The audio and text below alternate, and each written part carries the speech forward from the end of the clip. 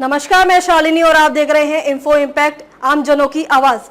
आइए बढ़ते हैं आज की बड़ी खबरों की ओर। बीएमसी चुनाव से पहले उद्धव ठाकरे को बड़ा झटका। इस जिले के दो पूर्व मेयर एकनाथ शिंदे की शिवसेना में शामिल। महाराष्ट्र के छत्रपति संभाजी नगर में उद्धव ठाकरे गुट को बड़ा झटका लगा है। यहाँ शिवसेना यूबीटी के पूर्व महापौर नंद कुमार घोडेले अपनी पत्नी अनीता घोडेले के साथ एकनाथ शिंदे की शिवसेना में शामिल हो गए हैं। दरअसल छत्रपति संभाजी नगर में उद्धव ठाकरे गुट के नंद कुमार घोडेले और अनीता घोडेले मुंबई में एकनाथ शिंदे के आवास पर आकर शिवसेना में शामिल हो गए। इस मौके पर डेप्यूटी सीएम शिंदे ने उनका और उनके साथ आए सभी कार्यकर्ताओं का गर्मजोशी से स्वागत किया। नंद कुमार घोडेले शुरुआत से ही छत्रपति संभाजी नगर में शिवसेना में कार्यरत थे। चुनाव लड़ने से भी कर दिया था मना। पूर्व महापौर किशन चंद्र तनवानी जिन्हें शिवसेना विधायक प्रदीप जायसवाल के खिलाफ चुनाव का टिकट मिला था के सही समय पर चुनाव से हटने के बाद उद्धव समूह ने घोडेले को चुनाव लड़ने के लिए कहा था, लेकिन उस समय उन्होंने चुनाव लड़ने से भी इनकार कर दिया था। इसके बाद अब वह शिवसेना में शामिल हो गए। एकनाथ शिंदे से प्रभावित होकर शिवसेना में आए नंद कुमार घोडेले ने कहा कि वह उप मुख्यमंत्री एकनाथ शिंदे द्वारा किए गए विकास कार्यों और उनकी